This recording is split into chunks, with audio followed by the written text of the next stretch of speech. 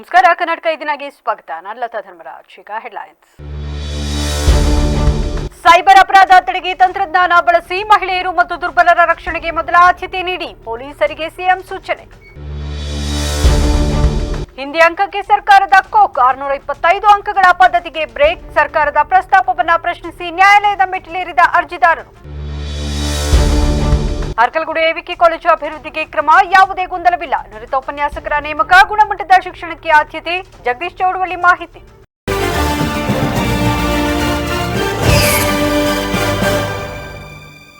Cyber ಅಪರಾಧಗಳು ಸೇರಿದಂತೆ ನಾನಾ ಅಪರಾಧಗಳಲ್ಲಿ ನಮ್ಮ ರಾಜ್ಯ ರಾಷ್ಟ್ರೀಯ ಸರಾಸರಿಗಿಂತ ಹೆಚ್ಚಾಗಿದ್ದು, ಇದನ್ನು ಕಟ್ಟುನಿಟ್ಟಾಗಿ ತಡೆಗಟ್ಟಿ ಎಂದು ಮುಖ್ಯಮಂತ್ರಿ ಸಿದ್ದರಾಮಯ್ಯ ಸೂಚಿಸಿದ್ದಾರೆ. ಕೋರಮಂಗಲದ ಪರೇಡ್ ಮೈದಾನದಲ್ಲಿ ಆಯೋಜಿಸಿದ್ದ ಪೊಲೀಸ್ ಧ್ವಜ ದಿನಾಚರಣೆ ಕಾರ್ಯಕ್ರಮದಲ್ಲಿ ಮುಖ್ಯಮಂತ್ರಿಗಳ ಪದಕ ಪ್ರದಾನ ಮಾಡಿ ಮಾತನಾಡಿದರು. ಯಾವುದೇ ಪೊಲೀಸ್ ಠಾಣೆಯ ವ್ಯಾಪ್ತಿಯಲ್ಲಿ ಆಯಾ ಠಾಣಾಧಿಕಾರಿಯ ಗಮನಕ್ಕೆ ಬರದಂತೆ ಯಾವುದೇ ಅಪರಾಧಗಳು, ಕೆಟ್ಟ ವ್ಯವಹಾರಗಳು ನಡೆಯಲು ಸಾಧ್ಯವಿಲ್ಲ ಎನ್ನುವುದು ನನ್ನ ನಂಬಿಕೆ ಎಂದರು. ಹಲವು ರೀತಿಯ ಅಪರಾಧ ಪ್ರಕರಣಗಳನ್ನು ಕಟ್ಟುನಿಟ್ಟಾಗಿ ನಿಯಂತ್ರಿಸಿ ಶಿಕ್ಷೆ ಪ್ರಮಾಣದಲ್ಲಿ ಕರ್ನಾಟಕ ರಾಜ್ಯ ಮುಂದಿದೆ. ಇದಕ್ಕಾಗಿ ಪೊಲೀಸ್ ಇಲಾಖೆಯನ್ನು ಅಭಿನಂದಿಸುವ ಜೊತೆಗೆ ಪ್ರಮಾಣ ಹೆಚ್ಚಾಗಿರುವ ಅಪರಾಧಗಳ ನಿಯಂತ್ರಣದಲ್ಲೂ ನಾವು ಶ್ರಮ ಹಾಕಬೇಕಿದೆ. ಸೈಬರ್ ಅಪರಾಧಗಳು ಸೇರಿದಂತೆ ನಾನಾ ರೀತಿಯ ಅಪರಾಧಗಳನ್ನು ತಡೆಯಲು ತಂತ್ರಜ್ಞಾನದ ಅವಕಾಶ ಬಳಸಿಕೊಳ್ಳಬೇಕು ಎಂದು ಸಲಹೆ ನೀಡಿದರು. ಸಮಯದ ಮಿತಿ ಇಲ್ಲದಂತೆ ದಿನದ 24 ಗಂಟೆಯೂ ಕರ್ತವ್ಯ ಪ್ರಜ್ಞೆ ಇಟ್ಟುಕೊಂಡು ಕೆಲಸ ಮಾಡುವುದರಿಂದ ಸಮಾಜದಲ್ಲಿ ನೆಮ್ಮದಿ ಮತ್ತು ಸೌಹಾರ್ದತೆ ನೆಲೆಸಿದೆ. ಮಹಿಳೆಯರು, ಮಕ್ಕಳು ಮತ್ತು ದುರ್ಬಲರು ಹಾಗೂ ಅಸಹಾಯಕರ ನಮ್ಮ ಸರ್ಕಾರ ರಕ್ಷಣೆಗೆ ಮೊದಲ ಆದ್ಯತೆ ನೀಡುತ್ತಿದೆ. ಪೊಲೀಸರು ಇದನ್ನು ಗಮನದಲ್ಲಿಟ್ಟುಕೊಂಡು ಕೆಲಸ ಮಾಡಬೇಕು. ರಾಜ್ಯದ ಆರ್ಥಿಕ ಬೆಳವಣಿಗೆಗೂ ಜಿಡಿಪಿ ಪ್ರಗತಿಗೂ ರಾಜ್ಯದ ಕಾನೂನು ಸುವ್ಯವಸ್ಥೆಗೂ ನೇರ ಸಂಬಂಧ ಇರುತ್ತದೆ. ಇದನ್ನು ಗಮನದಲ್ಲಿಟ್ಟುಕೊಂಡು ಪೊಲೀಸ್ ಇಲಾಖೆ ಕಾರ್ಯನಿರ್ವಹಿಸಿದರೆ ಆರ್ಥಿಕತೆಗೂ ದೊಡ್ಡ ಕೊಡುಗೆ ಕೊಟ್ಟಂತಾಗುತ್ತದೆ ಎಂದರು. ಗೃಹ ಸಚಿವರಾದ ಜಿ ಪರಮೇಶ್ವರ್, ರಾಜ್ಯ ಪೊಲೀಸ್ ಮಹಾನಿರ್ದೇಶಕ ಡಾಕ್ಟರ್ ಎಂಎ ಸಲೀಂ ಅವರುಗಳು ಉಪಸ್ಥಿತರಿದ್ದರು. ಆಚರಣೆ ಮಾಡಿ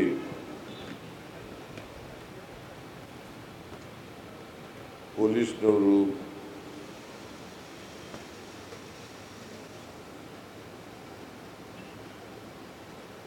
ಒಮ್ಮೆ ಆತ್ಮಾವಲೋಕನವನ್ನು ಮಾಡಿಕೊಳ್ತಕ್ಕಂಥದ್ದು ಅತ್ಯಂತ ಅಗತ್ಯ ಅಂತೇಳಿ ನಾನು ಭಾವಿಸ್ಕೊಂಡಿದ್ದೇನೆ.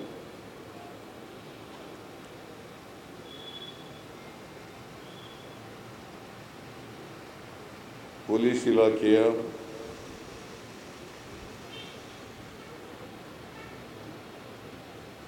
ಸಮಸ್ತ ಅಧಿಕಾರಿ ಮತ್ತು ಸಿಬ್ಬಂದಿ ವರ್ಗದವರಿಗೆ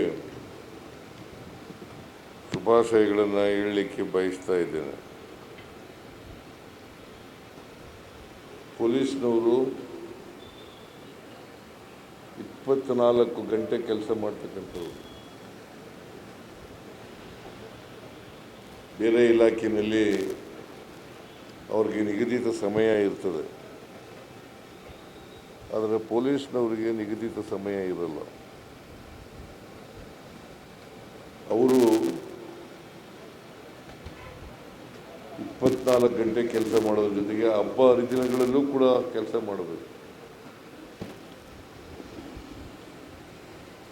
ಯಾಕಂತಂದರೆ ಸಮಾಜದಲ್ಲಿ ನೆಮ್ಮದಿ, ಶಾಂತಿ, ಸೌಹಾರ್ದತೆಯನ್ನು ಕಾಪಾಡ್ತಕ್ಕಂಥದ್ದು.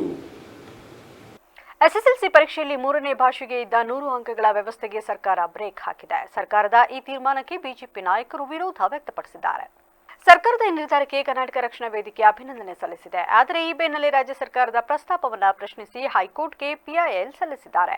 ಬೆಂಗಳೂರಿನ ಎಚ್ಎನ್ ಚಂದನ ಮತ್ತು ಎಸ್ ವೆಂಕಟೇಶ್ ಎಂಬುವರು ಅರ್ಜಿ ಸಲ್ಲಿಸಿದ್ದಾರೆ. ಅರ್ಜಿಯಲ್ಲಿ ಶಾಲಾ ಶಿಕ್ಷಣ ಇಲಾಖೆ ಕಾರ್ಯದರ್ಶಿ, ಆಯುಕ್ತರು ಮತ್ತು ಶಿಕ್ಷಣ ಇಲಾಖೆ ಸಚಿವ ಮಧು ಬಂಗಾರಪ್ಪ ಅವರನ್ನ ಪ್ರತಿವಾದಿಗಳನ್ನಾಗಿಸಿದ್ದಾರೆ. ರಾಜ್ಯ ಸರ್ಕಾರ ಮಹತ್ವದ ನಿರ್ಧಾರವೊಂದನ್ನು ತೆಗೆದುಕೊಂಡಿದೆ. ಎಸ್ಎಸ್ಎಲ್ಸಿ ಪರೀಕ್ಷೆಯಲ್ಲಿ 3ನೇ ಭಾಷೆಗೆ ಇದ್ದ 100 ಅಂಕಗಳ ವ್ಯವಸ್ಥೆಗೆ ಸರ್ಕಾರ ಕೋಕ್ ಕೊಟ್ಟಿದೆ. 625 ಅಂಕಗಳ ಪರೀಕ್ಷಾ ಪದ್ಧತಿಗೆ ಬ್ರೇಕ್ ಹಾಕಿರುವ ಸರ್ಕಾರ ಹಿಂದಿ ವಿಷಯದ ಅಂಕಗಳ ಹೊರೆ ಇಳಿಸಲು ಮಾಸ್ಟರ್ ಪ್ಲಾನ್ ಮಾಡಿದೆ. ಹಿಂದಿ ಭಾಷೆಯ ಅಂಕಗಳನ್ನು ಇನ್ನು ಮುಂದೆ ಫಲಿತಾಂಶದ ಒಟ್ಟು ಮೊತ್ತಕ್ಕೆ ಪರಿಗಣಿಸದೆ ಕೇವಲ ಗ್ರೇಡ್ ನೀಡುವ ವ್ಯವಸ್ಥೆ ಜಾರಿಗೆ ತರುವ ಬಗ್ಗೆ ಶಿಕ್ಷಣ ಸಚಿವ ಮಧು ಬಂಗಾರಪ್ಪ ಮಾಹಿತಿ ನೀಡಿದ್ದಾರೆ. ಈ ಬೆನ್ನಲ್ಲೇ ಸರ್ಕಾರದ ಪ್ರಸ್ತಾಪವನ್ನು ಪ್ರಶ್ನಿಸಿ ಹೈಕೋರ್ಟ್ಗೆ ಪಿಐಎಲ್ ಸಲ್ಲಿಸಲಾಗಿದೆ. ನಮ್ಮ ಎಂಥದ್ದು ಶೋಭಾ ಕಾರಂಜ್ಲೆ ಭಾಳ ಒಳ್ಳೆ ಕಾಮೆಂಟ್ ಮಾಡಿದ್ದಾರೆ. ಏನಂತ ಇವರಿಗೆ ಬುದ್ಧಿನೇ ಇಲ್ಲ, ಏನೋ ಎಂಥದ್ದು ಶಿಕ್ಷಣ ಸಚಿವರಿಗೆ ಶಿಕ್ಷಣನೇ ಇಲ್ಲ ಅಂತ ಹೇಳಿ. ಅವ್ರು ಹಿಂದಿ ಕೇಳಿದ್ದೀರಾ ನೀವು? ಅವ್ರು ಹೋಗಿ ಡೆಲ್ಲಿಗೆ ಹೋಗಿ ಹಿಂದಿ ಮಾತಾಡಿದಾರಲ್ಲ, ಎಷ್ಟೋ ಜನರು ಕಾಮೆಂಟ್ ಮಾಡಿದ್ದಾರೆ ಸೋಷಿಯಲ್ ಮೀಡಿಯಾದಲ್ಲಿ. ಮೋಸ್ಟ್ಲಿ ಮಧುರ್ ಇವರು ಮಾತಾಡಿರೋದು ನೋಡೇ ಚೇಂಜ್ ಮಾಡಿರ್ಬೇಕಂತ. ಅದಕ್ಕಂತೂ ಚೇಂಜ್ ಮಾಡಿಲ್ಲ ನಾನು. ಮಕ್ಕಳ ಭವಿಷ್ಯಕ್ಕೋಸ್ಕರ ಒತ್ತಡ ಎಕ್ಸಾಮ್ದು ಇರ್ತದೆ. ನಾನು 35 to 33 ಮಾಡಿದಾಗ ನಾನು ಯಾಕೆ ಅಂತೇಳಿ ಹೇಳಿದೆ ತಮಗೆಲ್ಲರಿಗೂ ಕೂಡ. ಇದೆಲ್ಲದೂ ಕೂಡ ತುಂಬ ವರ್ಷದಿಂದ. ಅರ್ಕಲಗೂಡು ವರದರಾಜುಲು ಪಿಯು ಕಾಲೇಜು ಯಾವುದೇ ಗೊಂದಲವಿಲ್ಲ ಎಂದು ಚೌಡವಳ್ಳಿ ಜಗದೀಶ್ ತಿಳಿಸಿದ್ದಾರೆ. ವಿದ್ಯಾರ್ಥಿಗಳು ಹಾಗೂ ಪೋಷಕರ ಸಭೆಯಲ್ಲಿ ಮಾತನಾಡಿದ ಅವರು, ಪಿಯು ಕಾಲೇಜ್ ಅಭಿವೃದ್ಧಿಗೆ ಮಲೆನಾಡು ತಾಂತ್ರಿಕ ಶಿಕ್ಷಣ ಸಂಸ್ಥೆ ಕ್ರಮ ಕೈಗೊಂಡಿದೆ. ನುರಿತ ಅನುಭವಿ ಪ್ರಾಂಶುಪಾಲರು ಹಾಗೂ ಉಪನ್ಯಾಸಕರನ್ನ ನೇಮಕ ಮಾಡಲಾಗಿದೆ. ಉತ್ತಮ ಪಿಯು ಕಾಲೇಜು ಮಾಡಲು ಆಡಳಿತ ಮಂಡಳಿ ಜವಾಬ್ದಾರಿ ತೆಗೆದುಕೊಂಡಿದೆ. ವಿದ್ಯಾರ್ಥಿಗಳಿಗೆ ಹೆಚ್ಚಿನ ಅನುಕೂಲತೆ ಒದಗಿಸಲಾಗುವುದು. ಹೆಚ್ಚಿನ ಸಂಖ್ಯೆಯಲ್ಲಿ ವಿದ್ಯಾರ್ಥಿಗಳು ಎವಿಕೆ ಪಿಯುಸಿ ಕಾಲೇಜಿಗೆ ಸೇರಲು ತಿಳಿಸಿದರು. ಬಂದಂತ ಪೋಷಕರು ನಮ್ಮ ಮಕ್ಕಳಿಗೆ ತಾವು ಉತ್ತಮ ಶಿಕ್ಷಣ ಕೊಡಿಸಬೇಕೆಂದು ಮನವಿ ಮಾಡಿದರು. ಒಂದು ಉತ್ತಮವಾದ ಕಾಲೇಜಿಗೆ ಬಂದು ಹೋಗುವಂಥ ಉಪನ್ಯಾಸಕರು ಹಲವರಿರ್ತಾರೆ. ಅವರ ನಡವಳಿಕೆಯನ್ನು ನೋಡಿ ನಾವು ಅವರು ರಿಟೈರ್ಡ್ ಆಗೋವರೆಗೂ ಇಟ್ಕೊಳ್ತೀವಿ. ಮಧ್ಯದಲ್ಲಿ ತೆಗೆಯುವಂಥ ಒಂದು ಕೆಲಸವನ್ನು ಅವರಿಂದ ತಪ್ಪಾದಾಗ ಆಡಳಿತ ಮಂಡಳಿ ತಗೊಳುತ್ತೆ ನಿರ್ಧಾರನ. ಈಗ ಶ್ರೀಯುತ ಚಂದ್ರಶೇಖರ್ ಅವ್ರನ್ನ ನಾವು ಕಾಲೇಜ್ ಬರ್ಕೊಟ್ಟಿಲ್ಲ, ಅವ್ರನ್ನ ಉತ್ತಮವಾಗಿ ನಡೆಸಲಿ ಅಂತೇಳಿ ಪ್ರಾಂಶುಪಾಲರು ಮಾಡಿದ್ದು. ಅವರು 2,19,00,000 ಮಕ್ಕಳಿಂದ PG ವಸೂಲಿ ಮಾಡಿದ್ದಾರೆ. ಕಾಲೇಜಿಗೆ ಬರೀ 25 ಲಕ್ಷ ದುಡ್ಡು ಕಟ್ಟಿದ್ದಾರೆ. ಸೊ ಈ 25 ಲಕ್ಷದಲ್ಲೂ ನಾವು 26 ಲಕ್ಷ ರೂಪಾಯಿನ ಫ್ಯಾಕಲ್ಟಿಗೆ ಸಂಬಳ ಕೊಟ್ಟಿದ್ದೀವಿ ನಾವು. ಅವರು ಲೆಕ್ಕ ಕೇಳಿದರೆ 10 ತಿಂಗಳಿಂದ ಲೆಕ್ಕ ಕೊಡದೆ ತಪ್ಪಿಷನ್ ಸಿಗ್ತಾಯಿದ್ರು. ಆದ್ದರಿಂದ ಈ ವರ್ಷ ನಿಮಗೆ ಕೊಡೋಲ್ಲ, ಮಕ್ಕಳಿಗೆ ನೀಡಬೇಕಾಗಿರ್ತೀವಿ, ಹೋಗ್ತೀವಿ. ನಮ್ಮ ಆಡಳಿತದಲ್ಲಿ ನಾವು ಯಾವ ಥರ ನಡ್ಕೋತೀವಿ ಅನ್ನೋದು ಮುಖ್ಯ. ಗೊಂದಲ ಯಾವುದೂ ಸ್ಟಾರ್ಟ್ ಆಗಿಲ್ಲ. ಅವರು ಹೇಳಿಕೆ ಕೊಟ್ಟಿದ್ದಾರೆ ಕೋರ್ಟಲ್ಲಿದೆ ಅಂತ. ಏನು ಕೋರ್ಟಲ್ಲಿದೆ? ಕೋರ್ಟಲ್ಲಿ ಯಾವುದೂ ಇಲ್ಲ. ಕೋರ್ಟಲ್ಲಿ ಇರ್ತಕ್ಕಂಥದ್ದು ನಮ್ಮ ಆಡಳಿತ ಮಂಡಳಿಯ ಸಣ್ಣ ಪುಟ್ಟ ಆಂತರಿಕ ಗೊಂದಲ. ಅದು ನಾವು ಸರಿ ಮಾಡ್ಕೊಳ್ತೀವಿ. ಇಂಜಿನಿಯರ್ ಕಾಲೇಜಲ್ಲಿ 5,000 ಮಕ್ಕಳು ಹೋಗ್ತಿದ್ದಾರೆ, ಅಲ್ಲಿಗೆ ಗೊಂದಲ ಲಾ ಕಾಲೇಜಲ್ಲಿದೆ, 100% ಏಡೆಡ್ ಕಾಲೇಜಿದು. HRIHನಲ್ಲಿ MBA ಇದೆ, BCom ಇದೆ, MCom ಇದೆ. ನಮ್ಮಲ್ಲಿ ಹೆಚ್ಚು ಕಡಿಮೆ ಇರುವಂತಹ 80 ಜನದಲ್ಲಿ 16 ಜನ ನಮಗೆ ಡಿಸ್ಟಿಂಕ್ಷನ್ ಇದ್ದಾರೆ, 22 ಜನ ನಮಗೆ ಫಸ್ಟ್ ಕ್ಲಾಸ್ ಇದ್ದಾರೆ. So that is more than 70 to 80%. So ಇಲ್ಲಿ ನಮಗೆ ಲಾಸ್ಟ್ ಇಯರು ಟ್ಯಾಲಿ ಹೇಳ್ಕೊಡ್ತೀವಿ ಅಂತ ಹೇಳಿದ್ರು. ಐ ಡೋಂಟ್ ಥಿಂಕ್ ಒಂದು ಕ್ಲಾಸ್ ಕೂಡ ಆಗಿದೆಯಾ ಮಕ್ಕಳ? CA ಕೋಚಿಂಗ್ ಅಂತ ಹೇಳಿದ್ರು, ಆಗಿಲ್ಲ. ಸೊ ಯಾವುದೆಲ್ಲ ನಾವು ಪ್ರಾಮಿಸ್ ಮಾಡ್ತಾ ಇದ್ದೀವಿ ಅದನ್ನೆಲ್ಲ ಕೊಟ್ಟಾಗಲೇ ಕೂಡ ನಾವು ಕ್ವಾಲಿಟಿ ಉಳಿಸ್ಕೊಳ್ಲಿಕ್ಕೆ ಆಗೋದು. ಸೊ ಆ ಕ್ವಾಲಿಟಿನ ನಾವು ಖಂಡಿತ ಉಳಿಸ್ಕೊಡ್ತೀವಿ. ಮತ್ತೆ ಸಭೆಯಲ್ಲಿ ಮಲೆನಾಡು ತಾಂತ್ರಿಕ ಶಿಕ್ಷಣ ಮಂಡಳಿ ಖಜಾಂಚಿ HD Parshwanath, AVK PU college ಉಪಾಧ್ಯಕ್ಷರಾದ ನಾಗರಾಜ್ ಜೈನ್, ಮಲೆನಾಡು ತಾಂತ್ರಿಕ ಶಿಕ್ಷಣ ಸಂಸ್ಥೆಯ ನಿರ್ದೇಶಕರಾದ H ಸುರೇಶ್, ಎವಿಕೆ ಪಿಯು ಕಾಲೇಜಿನ ಪ್ರಾಂಶುಪಾಲರಾದ ಕಾರ್ಮೆಲ್ ಶ್ರೀನಾ, ಆಡಳಿತಾಧಿಕಾರಿ ಶ್ರೀಲಕ್ಷ್ಮಿ ಹಾಗೂ ಉಪನ್ಯಾಸಕರುಗಳು, ವಿದ್ಯಾರ್ಥಿಗಳು, ಪೋಷಕರು ಭಾಗವಹಿಸಿದರು. ನಗರದ ವಿನಾಯಕನಗರ ಬಡಾವಣೆಯಲ್ಲಿ ಸುಮಾರು 85 ಲಕ್ಷ ರೂಪಾಯಿ ವೆಚ್ಚದಲ್ಲಿ ಮಾಸ್ಟರ್ಸ್ ಕಾಲೇಜ್ ಎದುರಿನ ರಸ್ತೆ ಕಾಮಗಾರಿಗೆ ಶಾಸಕ ಸ್ವರೂಪ್ ಪ್ರಕಾಶ್ ಅವರು ಗುದ್ದಲಿ ಪೂಜೆ ನೆರವೇರಿಸಿದರು. ಈ ವೇಳೆ ಮಾತನಾಡಿದ ಅವರು, ಇಂದು ವಿನಾಯಕನಗರ ಬಡಾವಣೆಯಲ್ಲಿ ಸುಮಾರು 85 ಲಕ್ಷ ರೂಪಾಯಿ ವೆಚ್ಚದಲ್ಲಿ ಶಾಸಕರ ಅನುದಾನದ ಮೂಲಕ ರಸ್ತೆ ಕಾಮಗಾರಿಗೆ ಹಾಗೂ ದಾಸರಕೊಪ್ಪಲಿನಲ್ಲಿ 20 ಲಕ್ಷ ಮಹಾನಗರ ಪಾಲಿಕೆಯ ಅನುದಾನದಲ್ಲಿ ಚರಂಡಿ ಕಾಮಗಾರಿಗೆ ಗುದ್ದಲಿ ಪೂಜೆ ಮಾಡಿದ್ದೇನೆ. ಬಡಾವಣೆಯಲ್ಲಿ ಇನ್ನೂ ಅನೇಕ ಸಣ್ಣಪುಟ್ಟ ಸಮಸ್ಯೆಗಳಿವೆ. ಮುಂದಿನ ದಿನಗಳಲ್ಲಿ ಇನ್ನಷ್ಟು ಅಭಿವೃದ್ಧಿ ಕಾರ್ಯಕ್ರಮಗಳಿಗೆ ಹೆಚ್ಚಿನ ಅನುದಾನಕ್ಕೆ ಸರ್ಕಾರಕ್ಕೆ ಮನವಿ ಮಾಡಲಾಗುವುದು ಎಂದರು. ವಿಶ್ವೇಶ್ವರಯ್ಯ ಬಡಾವಣೆ ಅದು ಏನು ನಮ್ಮ ಶಾಸಕರ ನಿಧಿಯಿಂದ ವಿನಾಯಕನಗರದಲ್ಲಿ ನಾಗರಿಕರು ಕೂಡ ಸ್ಥಳೀಯರು ಭಾಳ ದಿನಗಳ ಬೇಡಿಕೆ, ರಸ್ತೆ ಸಂಪೂರ್ಣ ಬಡಾವಣೆಯಲ್ಲಿ ರಸ್ತೆನೇ ಇರಲಿಲ್ಲ. ಹಾಗಾಗಿ 85 ಲಕ್ಷದ ವೆಚ್ಚದಲ್ಲಿ ಸಂಪೂರ್ಣ ಕಾಂಕ್ರೀಟ್ ಮತ್ತು ಡಾಂಬರೀಕರಣ ರಸ್ತೆಯನ್ನು ಇವತ್ತು ಏನು ಚಾಲನೆ ಕೊಟ್ಟು ಉದ್ಘಾಟನೆ ಮಾಡಿ ಬಂದಿದ್ದೀವಿ. ಅದೇ ರೀತಿ ವಿಶ್ವೇಶ್ವರ ಬಡಾವಣೆಯಲ್ಲೂ ಕೂಡ ಒಂದು ಚರಂಡಿ ವ್ಯವಸ್ಥೆ ಅದು ಭಾಳ ಅನಾನುಕೂಲ ಆಗ್ತಿತ್ತು. ಅದೇ ರೀತಿ ಇವತ್ತು ಕೂಡ ಇಲ್ಲಿ 35 ಲಕ್ಷ ವೆಚ್ಚದಲ್ಲಿ ಅನುದಾನವನ್ನು ಇವತ್ತು ಶಾಸಕರ ನಿಧಿಯಿಂದ ಇಲ್ಲೂ ಕೂಡ ಹಾಕಿ ಎಲ್ಲ ಸಾರ್ವಜನಿಕರಿಗೆ ಅನುಕೂಲ ಆಗೋ ನಿಟ್ಟಿನಲ್ಲಿ ಇವತ್ತು ಚಾಲನೆ ಕೊಟ್ಟಿದ್ದೀವಿ ಕಾಮಗಾರಿಗೆ. ಹಾಗಾಗಿ ಎಲ್ಲ ಸ್ಥಳೀಯರು ಮತ್ತು ಎಲ್ಲ ಈ ಸಂದರ್ಭದಲ್ಲಿ ಸ್ಥಳೀಯ ಮುಖಂಡರುಗಳು, ಕಾರ್ಯಕರ್ತರುಗಳು, ಸ್ಥಳೀಯರು, ಸಾರ್ವಜನಿಕರು ಉಪಸ್ಥಿತರಿದ್ದರು. ಜಿಲ್ಲಾ ಪೊಲೀಸ್ ಇಲಾಖೆಯ ವತಿಯಿಂದ ಪೊಲೀಸ್ ಕವಾಯತು ಮೈದಾನದಲ್ಲಿ ಪೊಲೀಸ್ ಧ್ವಜ ದಿನಾಚರಣೆಯನ್ನು ಆಚರಿಸಲಾಯಿತು. ಈ ವೇಳೆ ಜಿಲ್ಲಾ ಪೊಲೀಸ್ ವರಿಷ್ಠಾಧಿಕಾರಿ ಶುಭನ್ವಿತಾ ಅವರು ಮಾತನಾಡಿ, ಕರ್ನಾಟಕ ಪೊಲೀಸ್ ಕಾಯ್ದೆಯು ಜಾರಿಗೆ ಬಂದ ದಿನವನ್ನು ಇಂದು ಪೊಲೀಸ್ ಧ್ವಜ ದಿನಾಚರಣೆ ಎಂದು ಆಚರಿಸುತ್ತಿದ್ದೇವೆ ಎಂದು ತಿಳಿಸಿದರಲ್ಲದೆ, ಪೊಲೀಸರು ಯಾವುದೇ ಪರಿಸ್ಥಿತಿ ಸಮಸ್ಯೆಗಳಿದ್ದರೂ ಬಹಳ ಸಮರ್ಪಣೆ ಮತ್ತು ಜವಾಬ್ದಾರಿಯಿಂದ ಕೆಲಸವನ್ನು ನಿರ್ವಹಣೆ ಮಾಡುತ್ತಾರೆ. ಹಾಗಾಗಿ ನಮ್ಮ ಸರ್ಕಾರ ಹಾಗೂ ಪೊಲೀಸ್ ಇಲಾಖೆಯ ಪರವಾಗಿ ನಮ್ಮ ಪೊಲೀಸ್ ಸಿಬ್ಬಂದಿಗಳಿಗೆ ಧನ್ಯವಾದಗಳನ್ನು ತಿಳಿಸುತ್ತೇನೆ ಎಂದರು. ಭಾರತ ದೇಶದಲ್ಲಿಯೇ ನಮ್ಮ ಕರ್ನಾಟಕ ರಾಜ್ಯವು ಶಾಂತಿಯುತವಾದ ರಾಜ್ಯವಾಗಿದೆ. ಇದಕ್ಕೆ ಕಾರಣ ಪೊಲೀಸ್ ಇಲಾಖೆ ಹಾಗೂ ಸಾರ್ವಜನಿಕರ ನಡುವೆ ಇರುವಂತಹ ಶಾಂತಿಯುತವಾದ ಸಹಬಾಳ್ವೆಯಾಗಿದೆ. ಎಲ್ಲರ ಸಹಕಾರವನ್ನು ತೆಗೆದುಕೊಂಡು ನಮ್ಮ ಇಲಾಖೆ ಕೆಲಸ ನಿರ್ವಹಿಸುತ್ತದೆ ಎಂದರು. ನಮ್ಮ ಪೊಲೀಸ್ ಇಲಾಖೆಯ ಅಧಿಕಾರಿ ಮತ್ತು ಸಿಬ್ಬಂದಿಗಳು ಯಾವುದೇ ಪರಿಸ್ಥಿತಿ ಆಗಲಿ ಅವರ ಕರ್ತವ್ಯ ತುಂಬ ರೆಸ್ಪಾನ್ಸಿಬಿಲಿಟಿಯಿಂದ ನಿರ್ವಹಣೆ ಮಾಡ್ತಾರೆ. ಈ ಪರ್ಟಿಕ್ಯುಲರ್ ರೀಸನ್ಗೆ ನಾನು ಎಲ್ಲ ಪೊಲೀಸ್ ಆಫೀಸರ್ಸ್ ಮತ್ತು ಸಿಬ್ಬಂದಿಗಳಿಗೆ ನಮ್ಮ ಇಲಾಖೆ ವತಿಯಿಂದ, ನಮ್ಮ ಕರ್ನಾಟಕ ರಾಜ್ಯ ಸರ್ಕಾರ ವತಿಯಿಂದ ತುಂಬ ಧನ್ಯವಾದಗಳು ಅರ್ಪಿಸುತ್ತೇನೆ.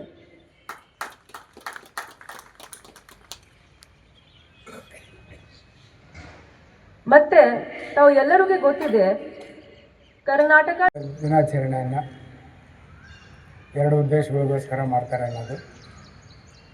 ಅದರಲ್ಲಿ ನಿವೃತ್ತ ಪೊಲೀಸ್ ಅಧಿಕಾರಿಗಳ ಕಲ್ಯಾಣ ಮತ್ತು ಇತರೆ ಅಂದರೆ ವಿದ್ಯಾಭ್ಯಾಸಕ್ಕೆ ಮತ್ತಿತರೆ ಹೆಲ್ತ್ ಇಶ್ಯೂಸ್ ಏನಾದರೂ ಇದ್ದಾಗ ಅದಕ್ಕೋಸ್ಕರ ಈ ಫಂಡಿಂಗ್ ಮಾಡೋವಂಥದ್ದು. ಇದರ ಜೊತೆಯಲ್ಲಿ ನಿಮ್ಮೆಲ್ಲರಿಗೂ ಕೂಡ ನಾನು ಒಂದು ಜ್ಞಾಪಿಸೋದಕ್ಕೆ ಇಷ್ಟಪಡ್ತೇನೆ.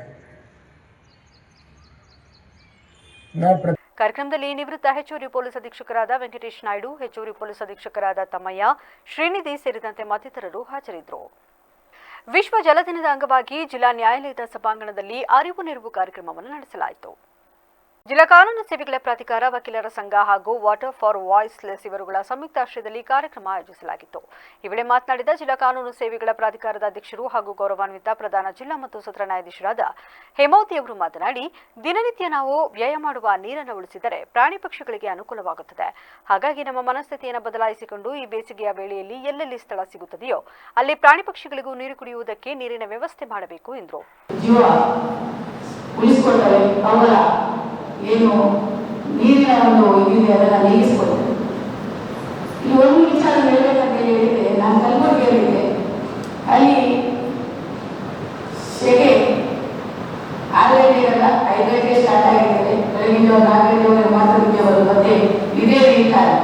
ಎದ್ದು ನೋಡುವ ತಲೆ ತುಂಬುವುದೇ ಹಿಂದೆ ತಲೆನೋವು ಅಷ್ಟು ಸೆಕೆ ಇರ್ತಿತ್ತು. ನಾನು ಹೇಳ್ತೀನಿ ಅಂದರೆ ಪ್ರಾಣಿಗಳಿಗೆ ನಾಯಿಗಳು ತುಂಬ ಇರುವಲ್ಲಿ ನೀರಿಗೆ ಒಂದ್ಸಲ ಬಕೆಟ್ ಆಗಿಟ್ಟಿದೆ, ಯಾರ ಬಗ್ಗೆ ಕೊಟ್ಕೊಂಡು ಇನ್ನೊಂದು ಇದೆ ಏನು ಬೇಕೆಲ್ಲ. ಈ ವೇಳೆ 1ನೇ ಅಧಿಕ ಜಿಲ್ಲಾ ಮತ್ತು ಸತ್ರ ನ್ಯಾಯಾಧೀಶರಾದ ಶೈಲಾ ಬಿಎಂ, ಕೌಟುಂಬಿಕ ನ್ಯಾಯಾಲಯದ ಪ್ರಧಾನ ನ್ಯಾಯಾಧೀಶರಾದ ಮೊಹಮ್ಮದ್ ಅಶ್ರಫ್ ಆರಿಸ್, ವಾಟರ್ ಫಾರ್ ವಾಯ್ಸ್ಲೆಸ್ನ ಸಹ ಸಂಸ್ಥಾಪಕರಾದ ಪ್ರಫುಲ್ಲಾ ಮೌನ್ ಸೇರಿದಂತೆ ಮತ್ತಿತರರು ಹಾಜರಿದ್ದರು. ಬೇಲೂರು ತಾಲೂಕು ವ್ಯಾಪ್ತಿಯಲ್ಲಿ ರಾಷ್ಟ್ರೀಯ ಜನಗಣತಿ ಕಾರ್ಯಕ್ರಮಕ್ಕೆ ಎಲ್ಲಾ ರೀತಿಯ ಪೂರ್ವ ಸಿದ್ಧತೆಗಳನ್ನು ಕೈಗೊಳ್ಳಲಾಗಿದ್ದು, ಇಂದಿನಿಂದ ಸ್ವಯಂ ನೋಂದಣಿ ಪ್ರಕ್ರಿಯೆ ಆರಂಭವಾಗಿದೆ ಎಂದು ಶಾಸಕ ಎಚ್.ಕೆ. ಸುರೇಶ್ ತಿಳಿಸಿದ್ದಾರೆ. ಸುದ್ದಿಗಾರರೊಂದಿಗೆ ಮಾತನಾಡಿದ ಅವರು, ಜಿಲ್ಲಾಧಿಕಾರಿಗಳ ಆದೇಶದಂತೆ ಜನಗಣತಿ ಕಾರ್ಯವನ್ನು ಸುಗಮವಾಗಿ ನಡೆಸಲು ಗ್ರಾಮಾಂತರ ಪ್ರದೇಶಗಳಲ್ಲಿ ತಹಶೀಲ್ದಾರ್ ಹಾಗೂ ನಗರ ಪ್ರದೇಶದಲ್ಲಿ ಪೌರಾಯುಕ್ತರು ಮೇಲ್ವಿಚಾರಣಾಧಿಕಾರಿಗಳಾಗಿ ಕರ್ತವ್ಯ ನಿರ್ವಹಿಸಲಿದ್ದಾರೆ ಎಂದು ಹೇಳಿದರು. ಜನಗಣತಿ ಕಾರ್ಯ ಯಶಸ್ವಿಯಾಗಿ ನಡೆಯಲು ಅಗತ್ಯ ಎಲ್ಲ ವ್ಯವಸ್ಥೆಗಳನ್ನು ಮಾಡಲಾಗಿದೆ ಎಂದು ವಿವರಿಸಿದರು. ಸಾರ್ವಜನಿಕರಲ್ಲಿ ಮನವಿಯನ್ನು ಮಾಡ್ತಾ ಇದ್ವಿ. ಏಪ್ರಿಲ್ 1ನೇ ತಾರೀಕಿಂದ 15ನೇ ತಾರೀಕು ಸೆಲ್ಫ್ ಎಕ್ಸಿಕ್ಯೂಷನ್ಸ್ ರಿಮ್ಯುನರೇಷನ್ ಮಾಡ್ತಕ್ಕಂಥದ್ದು ಇದನ್ನು ಸರ್ಕಾರ ಇದು ಮಾಡಿದೆ. ಏಪ್ರಿಲ್ 1ರಿಂದ 15ನೇ ತಾರೀಕು ನಾನು ಸಾರ್ವಜನಿಕರ ವಿನಂತಿಯನ್ನು ಏನು ಮಾಡ್ತಕ್ಕಂಥದ್ದು ಅಂದರೆ, ಅವರ ಸ್ಥಳ ಎಲ್ಲಿ, ಅವರ ಅಡ್ರೆಸ್ ಎಲ್ಲಿ, ಅದನ್ನು ಮಾಹಿತಿಯನ್ನು ಅಪ್ಲೋಡ್ ಮಾಡುವುದರ ಮುಖಾಂತರ ನಾನು ಈ ದೇಶದ ಪ್ರಜೆ. ನಂತರ ತಹಶೀಲ್ದಾರ್ ಶ್ರೀಧರ್ ಕಂಕನವಾಡಿ ಮಾತನಾಡಿ, ನಗರ ಮತ್ತು ಗ್ರಾಮಾಂತರ ಪ್ರದೇಶಗಳನ್ನು ಬ್ಲಾಕ್ಗಳಾಗಿ ವಿಂಗಡಿಸಲಾಗಿದ್ದು, ಪ್ರತಿಯೊಂದು ಬ್ಲಾಕ್ಗೆ ಗಣತಿದಾರರನ್ನು ನಿಯೋಜಿಸಲಾಗಿದೆ. ಏಪ್ರಿಲ್ 1ರಿಂದ 15ರವರೆಗೆ ಸಾರ್ವಜನಿಕರು ನಿರ್ದಿಷ್ಟ ಲಾಗಿನ್ ಮೂಲಕ ಸ್ವಯಂ ಘೋಷಿತವಾಗಿ ತಮ್ಮ ಮಾಹಿತಿಯನ್ನು ವೆಬ್ಸೈಟ್ ಮೂಲಕ ನೋಂದಣಿ ಮಾಡಿಕೊಳ್ಳಬಹುದೆಂದು ತಿಳಿಸಿದರು. ಸಾರ್ವಜನಿಕರು ನೀಡುವ ಮಾಹಿತಿಯನ್ನು ಸಂಪೂರ್ಣ ಗೌಪ್ಯವಾಗಿ ಸಂರಕ್ಷಿಸಲಾಗುತ್ತದೆ. ಇದು ಭಾರತ ಸರ್ಕಾರದ ರಾಷ್ಟ್ರೀಯ ಕಲ್ಯಾಣ ಮತ್ತು ಜನಹಿತದ ಪ್ರಮುಖ ಕಾರ್ಯಕ್ರಮವಾಗಿದ್ದು, ಪ್ರತಿಯೊಬ್ಬರು ಭಾಗವಹಿಸಿ ಯಶಸ್ವಿಗೊಳಿಸಬೇಕು ಎಂದು ಮನವಿ ಮಾಡಿದರು. ಏಪ್ರಿಲ್ 15ರಿಂದ ಮೇ 15ರವರೆಗೆ 342 ಗಣತಿದಾರರು ಹಾಗೂ ಸೂಪರ್ವೈಸರ್ಗಳು ಮನೆ ಮನೆಗೆ ಭೇಟಿ ನೀಡಿ ಮಾಹಿತಿ ಸಂಗ್ರಹಿಸಲಿದ್ದಾರೆ ಎಂದು ಹೇಳಿದರು. ಈ ಸಂದರ್ಭದಲ್ಲಿ ಪುರಸಭೆ ಅಧ್ಯಕ್ಷೆ ಉಷಾ ಸತೀಶ್ ಸೇರಿದಂತೆ ಹಲವರು ಉಪಸ್ಥಿತರಿದ್ದರು. ಏಪ್ರಿಲ್ 1ರಿಂದ ಏಪ್ರಿಲ್ 15ರವರೆಗೆ ಭಾರತ ಸರ್ಕಾರ ಪ್ರಥಮ ಬಾರಿಗೆ ಜನರಿಗೆ ತಾವೇ ಸ್ವತಃ ತಮ್ಮ ಜನಗಣತಿ ಡಾಟಾವನ್ನು ಎಂಟ್ರಿ ಮಾಡೋಕ್ಕೆ ಅವಕಾಶ ಕೊಟ್ಟಿದೆ. ಆ ವೆಬ್ಸೈಟ್ಗೆ ಹೋಗಿ ಆ ಲಿಂಕನ್ನು ತಾವು ಮಾಧ್ಯಮದಲ್ಲಿ ನಾವು ಶೇರ್ ಮಾಡ್ತೀವಿ. ತಾವೇ ತಮ್ಮ ಎಷ್ಟು ಜನ ಇದ್ದೀರಿ ಮನೆಯಲ್ಲಿ, ಆಮೇಲೆ ತಮ್ಮದು ಏನು ಆರ್ಥಿಕ ವಿವರಗಳು, ಸಾಮಾಜಿಕ ವಿವರಗಳನ್ನು ಅಪ್ಲೋಡ್ ಮಾಡಿ ತಮ್ಮದೇ ಕೈಯಿಂದ ಅಪ್ಲೋಡ್ ಮಾಡಬೇಕಂತ ತಮ್ಮಲ್ಲಿ ಕೇಳ್ಕೊತಾರೆ. ಇಲ್ಲ, ಈ ಸಲ ಏಪ್ರಿಲ್ 1 15 ಸೆಲ್ಫ್ ಎನ್ಯುಮರೇಷನ್, 16ರಿಂದ ನಾವು ಮನೆ ಹೌಸ್ ಲಿಸ್ಟಿಂಗ್ ಅಂತ ಸ್ಟಾರ್ಟ್ ಮಾಡ್ತೀವಿ. ಹೌಸ್ ಲಿಸ್ಟಿಂಗ್ ಅಂದ್ರೆ ನಿಮ್ದು ಮನೆ ಏನಿದೆ, ಆರ್ಥಿಕ ಸ್ಥಿತಿ ಏನಿದೆ, ಎಷ್ಟು ಕಟ್ಟಡಗಳಿದ್ದಾವೆ ಅವನ್ನೆಲ್ಲ ಏನಾದ್ರು ಮಾಡ್ತೀವಿ. ಫೆಬ್ರವರಿಯಿಂದ 2000 ಅರ್ಕಲಗೂಡು ತಾಲೂಕಿನ ರಾಮನಾಥ್ಪುರ ತಂಬಾಕು ಮಾರುಕಟ್ಟೆಯಲ್ಲಿ ಬೆಲೆ ಏರಿಸುವಂತೆ ಆಗ್ರಹಿಸಿ ಏಪ್ರಿಲ್ 3ರಿಂದ ಅಹೋರಾತ್ರಿ ಧರಣಿ ಸತ್ಯಾಗ್ರಹ ಹಮ್ಮಿಕೊಳ್ಳಲಾಗುವುದು ಎಂದು ಭಾರತೀಯ ಕಿಸಾನ್ ಸಂಘದ ತಾಲೂಕು ಘಟಕದ ಗೌರವಾಧ್ಯಕ್ಷ ಎಸ್ವಿ ಯೋಗಣ್ಣ ತಿಳಿಸಿದರು. ರಾಮನಾಥ್ಪುರ ತಂಬಾಕು ಮಾರುಕಟ್ಟೆಯಲ್ಲಿ ಹರಾಜು ಆರಂಭವಾಗಿ 6 ತಿಂಗಳು ಕಳೆದರೂ ಸ್ಥಿರ ಬೆಲೆ ಏರಿಕೆಯಾಗದೆ ಪಾತಾಳಕ್ಕೆ ಕುಸಿದಿದೆ ಎಂದು ಬುಧವಾರ ಸುದ್ದಿಗೋಷ್ಠಿಯಲ್ಲಿ ಆಕ್ರೋಶ ವ್ಯಕ್ತಪಡಿಸಿದರು. ಕೇಂದ್ರ ಸಚಿವ ಎಚ್ ಡಿ ಕುಮಾರಸ್ವಾಮಿ, ಸಂಸದರಾದ ಯದುವೀರ್, ಶ್ರೇಯಸ್ ಪಟೇಲ್ ಹಾಗೂ ಶಾಸಕ ಎ ಮಂಜು ಅವರು ಕೇಂದ್ರ ವಾಣಿಜ್ಯ ಸಚಿವ ಪಿಯೂಷ್ ಗೋಯಲ್ ಅವರನ್ನ ಭೇಟಿ ಮಾಡಿ ಉನ್ನತ ಮಟ್ಟದ ಸಭೆ ನಡೆಸಿ ಬೆಲೆ ಏರಿಕೆ ಮಾಡುವಂತೆ ಕೇಳಿಕೊಂಡರೂ ಕವಡೆ ಕಾಸಿನ ಕಿಮ್ಮತ್ತು ನೀಡದೆ ಕಿಂಚಿತ್ತು ದರ ಏರಿಕೆ ಮಾಡಿಲ್ಲ. ಬೆಳೆಗಾರರ ಹಿತ ಕಾಯಬೇಕಿದ್ದ ಮಂಡಳಿ ಕಾಟಾಚಾರದ ಸಭೆ ನಡೆಸಿ ಕಣ್ಮುಚ್ಚಿ ಕುಳಿತುಕೊಳ್ಳುತ್ತಿದೆ. ರೈತರ ಮೇಲೆ ಕಾಳಜಿ ಇದ್ದರೆ ಸಂಸದರು ಮತ್ತು ಶಾಸಕರು ಬೀದಿಗಿಳಿದು ರೈತರ ಧರಣಿಯಲ್ಲಿ ಭಾಗವಹಿಸಿ ಬೆಂಬಲಿಸಬೇಕು ಎಂದು ಆಗ್ರಹಿಸಿದರು. ಮಂಡಳಿ ಮತ್ತು ಕಂಪನಿ ಎರಡೂ ಸೇರಿ ರೈತರಿಗೆ ಮೋಸ ಮಾಡ್ತಾ ಇರ್ತಾರೆ. ಎಷ್ಟರ ಮಟ್ಟಿಗೆ ಮೋಸ ಮಾಡ್ತಾ ಇರ್ತಾರೆ ಅಂದರೆ ರೈತ ಆತ್ಮಹತ್ಯೆ ಮಾಡ್ಕೊಳ್ಳೋ ಮಟ್ಟಕ್ಕೆ ಮೋಸ ಮಾಡ್ತಾ ಇರ್ತಾರೆ ಮತ್ತು ಅನ್ಯಾಯ ಮಾಡ್ತಾ ಇರ್ತಾರೆ. ಈಗಾಗಲೇ ಬೆಳೆದಿರೋಂಥ ಬಗೆಸೊಪ್ಪು ಅರ್ಧ ಸಹಿತ ಮಾರುಕಟ್ಟೆ ಆಗಿಲ್ಲ, ಇನ್ನು ಅರ್ಧಕ್ಕಿಂತ ಹೆಚ್ಚು ಸೊಪ್ಪು ಉಳಿದಿದೆ. ಕಾರಣ ತಗೋದು 500 ಬೇಲಲ್ಲಿ 200 ಬೇಲನ್ನು ವಾಪಸ್ ಕಳಿಸ್ತಾರೆ, 300 ಬೇಲನ್ನು ವಾಪಸ್ ಕಳಿಸ್ತಾರೆ, 150-200 ಬೇಲನ್ನು ಅವರಿಗೆ ತಕ್ಕಂಥ ಬೆಲೆಗೆ ಮಾತ್ರ ಕೊಂಡ್ಕೊತಾರೆ. ಭಾರತೀಯ ಕಿಸಾನ್ ಸಂಘದ ತಾಲೂಕು ಅಧ್ಯಕ್ಷ ಬಿಸಿ ರವಿ ಮಾತನಾಡಿ, ಮಂಡಳಿ ಮತ್ತು ಕಂಪನಿಗಳು ರೈತರಿಗೆ ಮೋಸ ಮಾಡುತ್ತಿವೆ. ಬೆಳೆಗಾರರಿಗೆ ಆಗುತ್ತಿರುವ ಅನ್ಯಾಯ ಸರಿಪಡಿಸುವ ತನಕ ಅಹೋರಾತ್ರಿ ಧರಣಿ ಮುಂದುವರಿಯಲಿದೆ ಎಂದು ಹೇಳಿದರು. ಅಕ್ಟೋಬರ್ 10ನೇ ತಾರೀಕು ಇಡೀ ರಾಜ್ಯದ 10 ಪ್ಲಾಟ್ಫಾರ್ಮ್ಗಳು ತಂಬಾಕು ಹರಾಜು ಮಾರುಕಟ್ಟೆಗಳು ಪ್ರಾರಂಭ ಆಯಿತು. ಪ್ರಾರಂಭ ಆಗಿ ಸರಿಸುಮಾರು ಇಂದಿಗೆ 6 ತಿಂಗಳ ಆದರೂ ಸಹಿತ ತಂಬಾಕು ತನ್ನ ಬೆಲೆಯನ್ನು, ತನ್ನ ಸ್ಥಿರತೆಯನ್ನು ಹೆಚ್ಚಿಸಿಕೊಳ್ಳಿಲ್ಲ. ಮೊದಲು ಆಂಧ್ರದಲ್ಲಿ 450 ರೂಪಾಯಿ ಗರಿಷ್ಠ ಬೆಲೆ, ಕರ್ನಾಟಕದಲ್ಲಿ ಪ್ರಾರಂಭ ಆದಾಗ ಸಂಘದ ಮಂಜು, ವೀರೇಂದ್ರ, ಸಂಜು, ವೇದಮೂರ್ತಿ ಘೋಷಿಯಲ್ಲಿದ್ದರು. ಬೇಲೂರು ತಾಲೂಕಿನ ಲಿಂಗಪುರ ಗ್ರಾಮದಲ್ಲಿ ಮೊನ್ನೆ ರಾತ್ರಿ ಸಂಭವಿಸಿದ ಸಿಡಿಲಾಘಾತದಿಂದ ವಿದ್ಯುತ್ ಪರಿವರ್ತಕ ಸಂಪೂರ್ಣವಾಗಿ ಸುಟ್ಟು ಹೋಗಿತ್ತು. ಇದರಿಂದ ಗ್ರಾಮದಲ್ಲಿ ವಿದ್ಯುತ್ ವ್ಯತ್ಯಯ ಉಂಟಾಗಿ ನಿವಾಸಿಗಳು ಸಂಕಷ್ಟಕ್ಕೆ ಸಿಲುಕಿದರು. ಘಟನೆಯ ಮಾಹಿತಿ ದೊರಕುತ್ತಿದ್ದಂತೆ ಕೆಇಬಿ ಇಲಾಖೆಯ ಸಿಬ್ಬಂದಿ ತಕ್ಷಣ ಸ್ಥಳಕ್ಕೆ ಆಗಮಿಸಿ ಹಾನಿಗೊಳಗಾದ ಟ್ರಾನ್ಸ್ಫಾರ್ಮರ್ ಅನ್ನು ಪರಿಶೀಲಿಸಿದರು. ಬಳಿಕ ತ್ವರಿತ ಕ್ರಮ ಕೈಗೊಂಡು ಹೊಸ ಟ್ರಾನ್ಸ್ಫಾರ್ಮರ್ ಅಳವಡಿಸುವ ಮೂಲಕ ಗ್ರಾಮಕ್ಕೆ ವಿದ್ಯುತ್ ಸರಬರಾಜನ್ನು ಪುನಃ ಪ್ರಾರಂಭಿಸಿದರು. ಈ ಸಂದರ್ಭದಲ್ಲಿ ಜೆಇ ಅವರ ವೇಗವಾದ ಸ್ಪಂದನೆ ಮತ್ತು ಸಿಬ್ಬಂದಿಯ ಕಾರ್ಯಕ್ಷಮತೆಗೆ ಗ್ರಾಮಸ್ಥರು ಮೆಚ್ಚುಗೆ ವ್ಯಕ್ತಪಡಿಸಿದರು. ವಿದ್ಯುತ್ ಸಮಸ್ಯೆಯನ್ನು ಕಡಿಮೆ ಸಮಯದಲ್ಲಿ ಪರಿಹರಿಸಿರುವುದರಿಂದ ಗ್ರಾಮಸ್ಥರು ನಿರಾಳರಾಗಿದ್ದಾರೆ. ಸಿಡ್ಲು ಬಂದು ಅದು ಟ್ರಾನ್ಸ್ಫಾರ್ಮರ್ ಸುಟ್ಟೋಗಿತ್ತು. ಜೆ ಅವರಿಗೆ ನಾವು ಫೋನ್ ಮಾಡಿ ಹೇಳಿದ ತಕ್ಷಣ ಅವ್ರು ಬಂದು ನೋಡಿ ಇವತ್ತು ಬಂದು ಅವರು ರಿಪೇರಿ ಎಲ್ಲ ಮಾಡಿಕೊಟ್ಟಿದ್ದಾರೆ. ಅವರಿಗೆ ತುಂಬ ಧನ್ಯವಾದಗಳು. ಮೊನ್ನೆ ರಾತ್ರಿ ಸಿಡ್ಲು ಬಂದು ಟ್ರಾನ್ಸ್ಫಾರ್ಮರ್ ಸುಟ್ಟೋಗಿತ್ತು. ನಮಗೆ ಕರೆಂಟ್ ಏನಿರಲಿಲ್ಲ, ತುಂಬ ಹಿಂಸೆ ಆಗ್ತಾಯಿತ್ತು. ನಮ್ಮದು ಹಳ್ಳಿ, ನಮಗೆ ಆ ಕಡೆ ಈ ಕಡೆ ಬರೋಕ್ಕೂ ತುಂಬ ಕಷ್ಟ ಆಗ್ತಾಯಿತ್ತು ಕರೆಂಟಿಂದಲೇ. ಈಗ ದೇವಿಗೆ ಹೇಳಿದ ತಕ್ಷಣ ಬೇಲೂರು ಹಳೆಬೀಡು ದೇಗುಲಗಳು ವಿಶ್ವ ಪಾರಂಪರಿಕ ಪಟ್ಟಿಗೆ ಸೇರಿದರೂ ಅಭಿವೃದ್ಧಿಯಾಗಿಲ್ಲದ ಕಾರಣ ಬೇಲೂರು ಹಳೆಬೀಡು ಅಭಿವೃದ್ಧಿ ಪ್ರಾಧಿಕಾರಕ್ಕಾಗಿ ಒತ್ತಾಯಿಸಿದ್ದಲ್ಲದೆ ಸರ್ಕಾರ ಗಮನ ಸೆಳೆಯುವ ಕೆಲಸ ಮಾಡುತ್ತೇನೆ ಎಂದು ಶಾಸಕ ಎಚ್ ಕೆ ಸುರೇಶ್ ಹೇಳಿದರು. ಶ್ರೀ ಚೆನ್ನಕೇಶ್ವರ ಸ್ವಾಮಿ ರಥೋತ್ಸವ ಹಾಗೂ ಜಾತ್ರಾ ಮಹೋತ್ಸವದ ಅಂಗವಾಗಿ ಶ್ರೀ ಚೆನ್ನಕೇಶ್ವರ ದೇಗುಲದ ಆವರಣ ಜಯ ಕರ್ನಾಟಕ ಸಂಘಟನೆಯಿಂದ ಬುಧವಾರ ರಾತ್ರಿ ಆಯೋಜಿಸಿದ್ದ 15ನೇ ವರ್ಷದ ಸಾಂಸ್ಕೃತಿಕ ಹಬ್ಬ ಕಾರ್ಯಕ್ರಮ ಉದ್ಘಾಟಿಸಿ ಮಾತನಾಡಿದ ಅವರು, ಬೇಲೂರಿನಲ್ಲಿ 2 ದಿನ ನಡೆದ ಶ್ರೀ ಚೆನ್ನಕೇಶ್ವರ ಸ್ವಾಮಿಯವರ ರಥೋತ್ಸವ ಹಿಂದೆಂದಿಗಿಂತಲೂ ಅದ್ದೂರಿಯಾಗಿ ನೆರವೇರಿದೆ. ಇದಕ್ಕೆ ಸಹಕರಿಸಿದ ಎಲ್ಲರನ್ನ ಅಭಿನಂದಿಸುತ್ತೇನೆ. 900 ವರ್ಷಗಳ ಇತಿಹಾಸವನ್ನು ಹೊಂದಿರುವ ಬೇಲೂರು ಹಳೆಬೀಡು ದೇಗುಲಗಳ ಅಭಿವೃದ್ಧಿಗಾಗಿ ಪುನಃ ಸದನದಲ್ಲೇ ಸರ್ಕಾರದ ಗಮನ ಸೆಳೆಯುವುದಲ್ಲದೆ ಕ್ಷೇತ್ರದ ಅಭಿವೃದ್ಧಿಗೂ ಮುಂದಾಗಲಿದ್ದೇನೆ ಎಂದರು. ಹೇಳ್ತಕ್ಕಂಥದ್ದು ಇದು ಯುನೆಸ್ಕೋಗೆ ಸೇರಿದೆ. ಆದರೆ ಕೇಂದ್ರ ಮತ್ತು ರಾಜ್ಯ ಸರ್ಕಾರಗಳು ಎರಡೂ ಸೇರಿ ಇದನ್ನು ಅಭಿವೃದ್ಧಿಯನ್ನು ಮಾಡ್ತಕ್ಕಂಥದ್ದಾಗಬೇಕು. ಇವತ್ತು ನಮ್ಮ ದೇವಸ್ಥಾನ ಯಾವ ಮಟ್ಟದಲ್ಲಿದೆ ಅಂದರೆ ಬೇರೆ ಹಂಪಿ ಎಲ್ಲ ದೇವಸ್ಥಾನಗಳಿಗೆ ಹೋಲಿಸ್ಕೊಂಡ್ರೆ ಶೂನ್ಯ ಅಭಿವೃದ್ಧಿನಲ್ಲಿದೆ.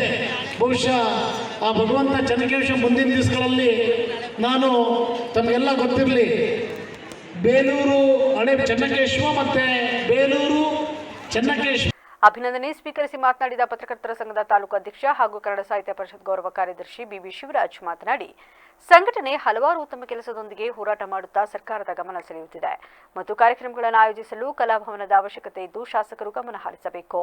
ಜಾತ್ರೆಗೆ ಆಗಮಿಸುವ ಭಕ್ತರ ಅನುಕೂಲಕ್ಕಾಗಿ ಇನ್ನೂ ಹೆಚ್ಚಿನ ಸೌಲಭ್ಯಗಳನ್ನು ಒದಗಿಸಬೇಕಿದೆ ಎಂದರು. ಇದೇ ರೀತಿ ಉತ್ತಮವಾಗಿ ನಡ್ಕೊಂಡು ಹೋಗಲಿ ಅಂತ ಹೇಳ್ತಾ, ಈಗಾಗಲೇ ನಾವು ಎಲ್ಲಿ ಕಾರ್ಯಕ್ರಮವನ್ನು ಮಾಡ್ತಾ ಇದ್ದೀವಿ ಅಂತ ನೀವೆಲ್ಲ ನೋಡ್ತಿದ್ದೀರಾ. ಈ ಕ್ಷೇತ್ರಕ್ಕೆ ಒಂದು ಉತ್ತಮವಾದಂತಹ ಕಲಾಭವನದ ಅವಶ್ಯಕತೆ ಇದೆ. ದಯಮಾಡಿ ಶಾಸಕರು ಈಗಾಗಲೇ ಅದಕ್ಕೆ ಸದನದಲ್ಲೂ ಕೂಡ ಮಾತಾಡಿದ್ದಾರೆ. ದಯವಿಟ್ಟು ಅದನ್ನು ನೆನೆಸ್ಕೊಂಡು ಮಾಡಿಕೊಡ್ಬೇಕು ಅಂತ ಹೇಳ್ತಾ, ಅದಲ್ಲದೇ ಈಗಾಗಲೇ ನಿನ್ನೆ ಸಾವಿರಾರು ಜನ ಬಂದಂಥ ಭಕ್ತರು ದೇಗುಲದಲ್ಲಿ ಕಾರ್ಯಕ್ರಮದಲ್ಲಿ ವಿವಿಧ ಕ್ಷೇತ್ರದಲ್ಲಿ ಸೇವೆ ಸಲ್ಲಿಸಿದ ಪತ್ರಕರ್ತರ ಸಂಘದ ತಾಲೂಕು ಅಧ್ಯಕ್ಷ ಹಾಗೂ ಕನ್ನಡ ಸಾಹಿತ್ಯ ಪರಿಷತ್ ಗೌರವ ಕಾರ್ಯದರ್ಶಿ ಬಿಬಿ ಶಿವರಾಜ್, ಪುರಸಭೆ ಆರೋಗ್ಯಾಧಿಕಾರಿ ಲೋಹಿತ್, ನಿವೃತ್ತ ಸೈನಿಕ ಹಾಗೂ ಪ್ರಗತಿಪರ ರೈತ ಜಿಬಿ ವೆಂಕಟೇಶ್ ಗೌಡ, ಎಪಿಎಂಸಿ ಮಾಜಿ ಅಧ್ಯಕ್ಷ ಪ್ರಗತಿಪರ ರೈತ ಹೊಸಳ್ಳಿ ಕುಮಾರನ್ನ ಸನ್ಮಾನಿಸಲಾಯಿತು. ಜಯ ಕರ್ನಾಟಕ ಸಂಘಟನೆ ತಾಲೂಕು ಅಧ್ಯಕ್ಷ ಎಸ್ಎಂ ರಾಜು, ಜಯ ಕರ್ನಾಟಕ ಸಂಘಟನೆ ರಾಜ್ಯ ಕಾರ್ಯಾಧ್ಯಕ್ಷ ಮುನಿಸ್ವಾಮಿ, ಸತೀಶ್ ಸೇರಿದಂತೆ ಇತರರು ಹಾಜರಿದ್ದರು. ದಾವಣಗೆರೆ ದಕ್ಷಿಣ ವಿಧಾನಸಭಾ ಕ್ಷೇತ್ರದಲ್ಲಿ ನಿರೀಕ್ಷೆಗೂ ಮೀರಿ ಜನಸ್ಪಂದನೆ ದೊರೆಯುತ್ತಿದ್ದು, ಅಭಿವೃದ್ಧಿ ಮಾಡದ ಬಿಜೆಪಿಯ ಸತ್ಯವನ್ನ ಜನರು ಅರಿತಿದ್ದಾರೆ ಎಂದು ಮುಖ್ಯಮಂತ್ರಿ ಸಿದ್ದರಾಮಯ್ಯ ತಿಳಿಸಿದರು. ಅವರಿಂದು ದಾವಣಗೆರೆಯ ಎಂಬಿಎ ಕಾಲೇಜ್ ಆವರಣ ಹೆಲಿಪ್ಯಾಡ್ನಲ್ಲಿ ಮಾಧ್ಯಮದವರೊಂದಿಗೆ ಮಾತನಾಡಿದರು. ದಾವಣಗೆರೆ ದಕ್ಷಿಣ ವಿಧಾನಸಭಾ ಕ್ಷೇತ್ರದಲ್ಲಿ ನಿರೀಕ್ಷೆಗೂ ಮೀರಿ ಜನಸ್ಪಂದನೆ ದೊರೆಯುತ್ತಿದೆ.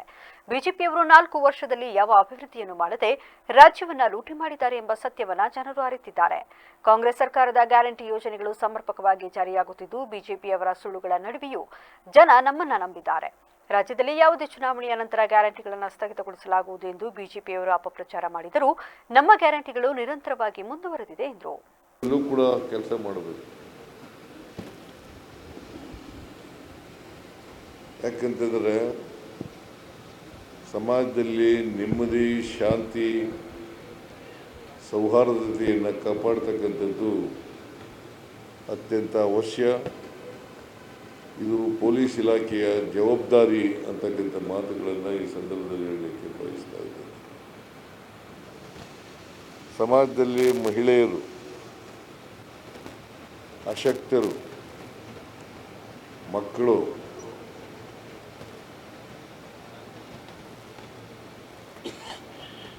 ಮತ್ತು ದುರ್ಬಲ ವರ್ಗದವರು ಖಮೇನಿ ಹತ್ಯೆಗೆ ಕಲಬುರಗಿ ಮಹಾನಗರ ಪಾಲಿಕೆ ಜಿಪಿ ಮೀಟಿಂಗ್ನಲ್ಲಿ ಸಂತಾಪ ಪ್ರಕರಣ. ದೇಶದ ಯಾವ ಸಂಸತ್ನಲ್ಲೂ ನಡೆಯದ ಸಂತಾಪ ಸಭೆ ಕಲಬುರಗಿ ಪಾಲಿಕೆಯಲ್ಲಿ ಏಕೆ ಎಂಬ ಚರ್ಚೆಗೆ ಕಾರಣವಾಗಿದೆ. ನಗರದಲ್ಲಿ ಸುದ್ದಿಗಾರರೊಂದಿಗೆ ಶಿವಸೇನಾ ರಾಜ್ಯಾಧ್ಯಕ್ಷ ಅಂದುಲ್ಲಾ ಶ್ರೀ ಮಾತನಾಡಿ, ಇರಾನ್ ಪ್ರಜೆಗಳೇ ಖಮೇನಿ ಹತ್ಯೆಯನ್ನು ಸಂಭ್ರಮಿಸಿದ್ದಾರೆ. ಯಾರೊಬ್ಬರೂ ಶ್ರದ್ಧಾಂಜಲಿ ಸಂತಾಪ ಮಾಡಲೇ ಇಲ್ಲ. ಆದರೆ ಕರ್ನಾಟಕದ ಚಿಕ್ಕಬಳ್ಳಾರಿಯಲ್ಲಿ ಮಸೀದಿಯಲ್ಲಿ ಖಮೇನಿ ಆತ್ಮಕ್ಕೆ ಶಾಂತಿ ಕೋರಿದ್ದಾರೆ. ಕಲಬುರಗಿಯಲ್ಲೂ ಆ ಸಂಸ್ಕೃತಿ ಮುಂದುವರೆದಿದ್ದು, ಪಾಲಿಕೆಯ ಕಾಂಗ್ರೆಸ್ ಸದಸ್ಯೆ ಸೈಯದಾ ನೂರ್ ಫಾತಿಮಾ ಸಾಮಾನ್ಯ ಸಭೆಯಲ್ಲಿ ಎದ್ದು ನಿಂತು ಸಂತಾಪ ಸೂಚಿಸಿದ್ದಾರೆ. ಖಮೇನಿ ಹತ್ಯೆ ಮಾನವೀಯತೆಯ ಕೊಲೆ ಎಂದು ಪ್ರಸ್ತಾಪಿಸಿದ್ದಾರೆ. ಇದರ ಹಿಂದಿರುವವರು ಕೈ ಯಾರದ್ದು ಬಿಟ್ರೆ ದಾವೂದ್ ಇಬ್ರಾಹಿಂ ಸತ್ರು ಜಿ ಮೀಟಿಂಗ್ನಲ್ಲಿ ಸಂತಾಪ ಸೂಚಿಸಿದ್ದಾರೆ. ಅವರೊಂದಿಗೆ ವಿಪಕ್ಷ ಬಿಜೆಪಿ ಸದಸ್ಯರು ಕೂಡ ಅದಕ್ಕೆ ಸಹಕರಿಸಿದ್ದಾರೆ. ಇದನ್ನು ವಿರೋಧಿಸಬೇಕಾದ ಬಿಜೆಪಿ ಪ್ರತಿಭಟಿಸಲೇ ಇಲ್ಲ. ಬಿಜೆಪಿ ಕಾಂಗ್ರೆಸ್ನ ಬಿ ಟೀಮ್ ಆಗಿದೆ. ಕಲಬುರಗಿ ಮಹಾನಗರ ಪಾಲಿಕೆಯಲ್ಲಿ ಮುಸ್ಲಿಂ ಓಲೈಕೆ ರಾಜಕೀಯ ನಡೆದಿದೆ ಎಂದು ಆಕ್ರೋಶ ವ್ಯಕ್ತಪಡಿಸಿದರು. ಪಡಿಬೇಕಾದ್ರೆ ಗಾಯ ಆದಾಗ ಸರ್ಕಾರಿ ಆಸ್ಪತ್ರೆ ಹೋಗ್ತಿರ್ಲಿಲ್ಲ. ಅವರು ಹೋದ್ರೆ ಅರೆಸ್ಟ್ ಮಾಡ್ತಾರೆ ಅಂತ ಅವರು ಗುಪ್ತವಾಗಿ ಚಿಕಿತ್ಸೆ ತೊಗೊಳ್ತಿದ್ರು. ಅವರಿಗೆ ಈ ಐದಾರು ರುಸ್ತಮ್ ಅನ್ನುವಂಥವ್ರು ಚಿಕಿತ್ಸೆ ಕೊಡ್ತಿದ್ರು. ಇವಳನ್ನ ಹುಡುಕಿ ಅರೆಸ್ಟ್ ಮಾಡಿ ಅತ್ಯಾಚಾರ ಮಾಡಿ ಕಿವಿ ಮೂಗುಗಳನ್ನ ಕೊಯ್ದು ಸಾಯಿಸಿ ರಸ್ತೆ ಮೇಲೆ ಬಿಸಾಕ್ತಾರೆ.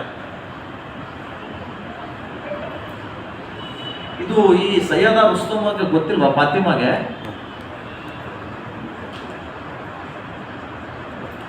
ಮಾನವ ಕುಲಕ್ಕೆ ಕಳಂಕಿತ ಆಗಿರುವಂತಹ ಆಯತುಲ್ಲಾ ಖಾನ್ ಸತ್ತಾಗ ಅಲ್ಲಿ ಸಂಭ್ರಮಿಸಿದ್ದಾರೆ. ಹಿಜಾಬ್ ಕಿತ್ತು ಹಾಕಿದ್ದಾರೆ ತಲೆ ಮೇಲಿಂದ.